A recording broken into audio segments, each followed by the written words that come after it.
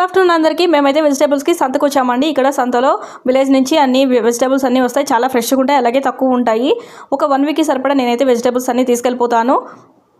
Morning అయితే చాలా ఫ్రెష్గా ఉంటాయి కాబట్టి నేనే తీసుకుంటానండి. ఇక్కడ బాబుని అయితే అంగన్వాడీలో వదిలాను. వాడికి కొద్దిగా అలవాటేనండి. ఒక 1 అవర్ కాబట్టి 1 అవర్ లోపలే వెళ్ళిపోతాం కాబట్టి వాడిని అక్కడ కొద్దిసేపు వదిలేసి వచ్చాను. వాడికి అలవాటే కొద్దిసేపు ఉంటాడు.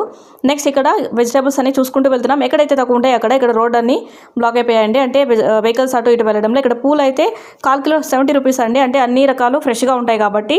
నెక్స్ట్ ఇక్కడ మొత్తం ఇవన్నీ చూసుకుంటూ వెళ్ళాము.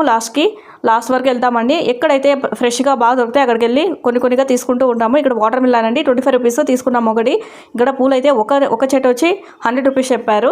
నేనైతే తీసుకోలేదు, జస్ట్ ఒక వీడియో క్లిప్ తీసుకున్నాను. నెక్స్ట్ ఇక్కడ ఇంటికి వచ్చేసాను. వెజిటేబుల్స్ అన్ని ఇలా సపరేట్ చేసుకొని మొత్తం అంతా ఆర్గనైజ్ చేసుకున్నాను. ఈ వెజిటేబుల్స్ని పసుపు ఉప్పు వాటర్లో వేసి బాగా క్లీన్ చేసి బాగా తడి లేకుండా ఆరబెట్టుకుని ఫ్రిడ్జ్లో పెట్టేసుకుంటారండి. నా డైలీ రొటీన్ బ్లాగ్స్ అయితే తప్పకుండా వస్తాయి. ప్లీజ్ ఒక లైక్ చేయండి.